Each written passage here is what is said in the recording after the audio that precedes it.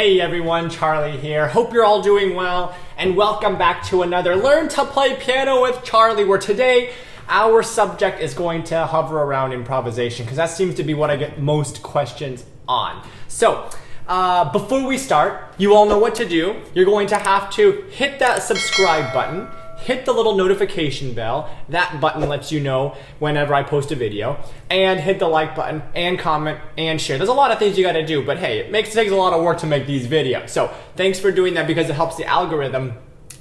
And if you're watching this on something other than YouTube proper, then go over to YouTube, youtube.com/Charlie Albright Pianist, and subscribe there because that's where it's easiest and best to upload these types of things. And yeah, so to the subject. Today I want to talk a little bit about improvising and specifically going with it. A lot of times, and I'll explain a little bit more what I mean. So when you're improvising, you usually don't know exactly what's going to happen. I think I've talked in the past about, I kind of have a framework in my head of, okay, I have this much time, whether it's 5 minutes or 10 minutes, or I have a half an hour or a whole concert or whatever. And so I have kind of a general scaffolding framework of like, okay, this in a 10-minute piece, I want to have a beginning, a middle, and an end, and then I'll think, oh, if I want, what kind of a feeling do I want in the piece or mood or whatever. But within the piece, you might have that general beginning, middle, end kind of trajectory that you're aiming for. But sometimes what happens is that the unexpected happens. And that can be on a big scale, like a big thing changes that you weren't expecting. You go into a completely new section or something that you weren't really planning on. Or it could be a little thing, like you just hit a wrong note and it sounds bad. And so so I'd like to talk about basically going with it, going with the flow. When things happen, you just got to go with it. Because in improvisation, as we all know, there's no do-overs. It's not prepared ahead of time. You're doing it raw. It's raw and unfiltered. So if I'm playing something, let me make something up here.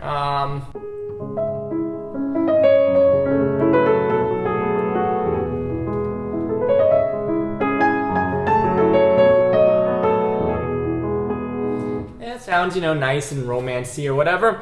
But let's say I'm playing something like that, and then I hit a note that I don't really expect. Like that one I just did there.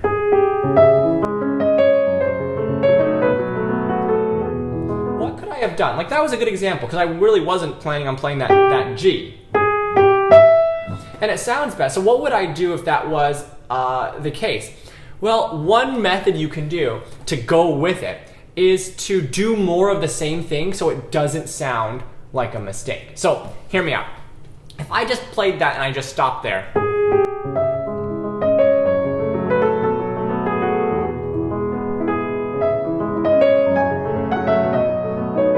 sounds more like it was not intentional. But if I put it in a few other places, do the same kind of mistake, but do it intentionally so it's not a mistake anymore,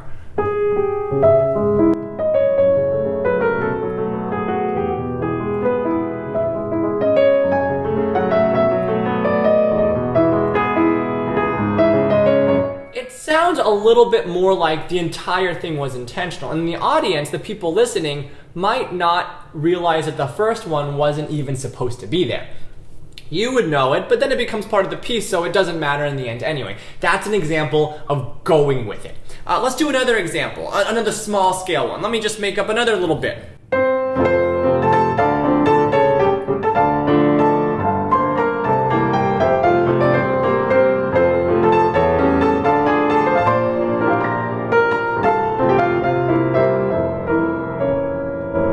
That's a whole, it's almost like a Chopin Polonaise waltz something, I don't know, right? So let's say we did something like that, but we have a little mistake.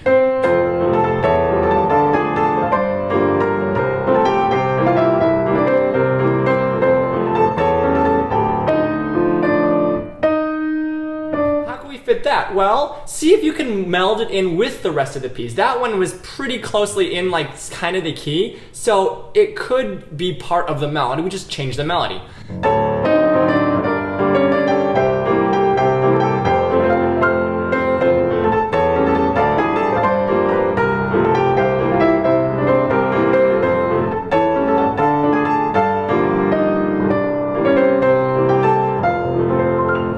Another way is kind of what I did that's very closely related is to kind of incorporate it into like a chromatic scale, and wrong notes that way can then sound not so wrong. So that time what I did was I did, right? Maybe, I mean, it could work. You could do this and then put it back to the home key or whatever. Or you could just kind of chromatic scale it down to make it sound like it was intentional. That sounds like, oh, he was just planning on doing that to the begin with.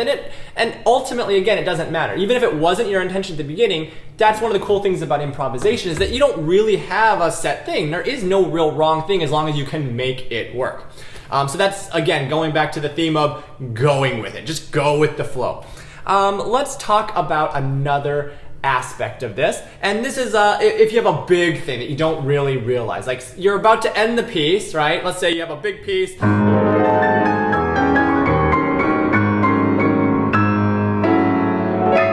then for some reason you decide that you are going to, you just kind of go into another section. You're supposed to end it, and you were thinking you were going to end it, but then you don't. And so what happens? Then you end up with, like say you just start going into another section. This one's simpler. It's simpler because you can just make another section and then go back to the end. If you've been building and building forever and had this long build to the end and then you kind of went off into, Never Land or something, it might seem a little weird, but the short answer is, well, do a little short section and then come back to the key or whatever you were in and end the piece as fast as you can. What happens though if you're already at the end of your time limit, right? Like I've already been playing for 10 minutes, that's all I have, and at 9 minutes and 50 seconds in or so, you start going off into the blue. Then the issue becomes, you want to finish the piece, but you can't, you don't really have the time to make it sound like, oh, that was an intentional part, and then rebuild a climax at the end, even a short one. So what can you do? Option one might be to just do a short one, right? Do a short little section, like a coda.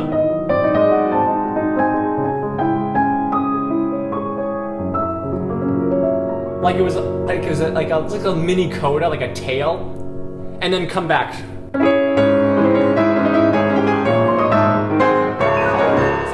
And you can end it, and then that way it would seem like it was like a little mini coda, and it was just like a little joke at the end. That could work. Another way is to, so you could make it into a little coda. You could also choose to end the piece differently than you necessarily did. It could have been that you were originally planning on having this big giant climax at the end. Well, it doesn't have to end in a big climax. So like say you're building,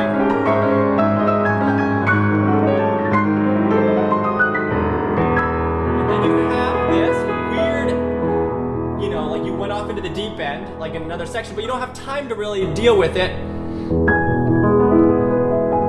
You could just end it there.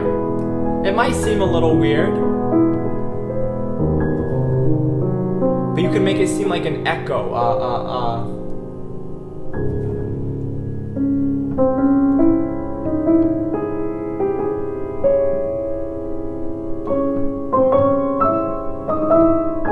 No one says you have to end a piece that's grand in a grand way. So you could just kind of end it with like an echo, and it's similar to the last method of kind of doing a little coda tail end thing. That could work, but this involves more of adjusting your framework and your mental acceptance of what the end is for this piece. It doesn't have to be what you originally might have thought. Oh, I'm going to have a big end to this piece when you were thinking of your little scaffolding framework at the beginning. So these are a couple ideas of how to kind of go with it. And the general rule of thumb is that you can't stop. That's kind of what I haven't said all this whole talk. You can't really stop. You have to go with it. You have to finish the piece. You have to go with what comes out, because you can't be, oh, never mind, I have to go back and do that again. You can't do that. So you have to go with whatever comes out and work with it, because it's one shot. There's no do-overs, no edits, no any of that stuff.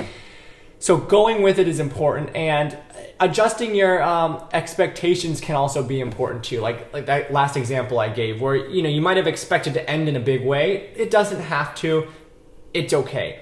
So these are just a few tips of what you can do to kind of figure out what exactly to do if things don't go your way. And it's almost guaranteed that things will not always go your way. I've been playing improvisation. I've been composing and improvising for like pretty much my whole life, right? Or a long time, that is. And there's still times when I play and it's just like, what the heck am I doing, right? Like it's just, things come out wrong or weird or whatever.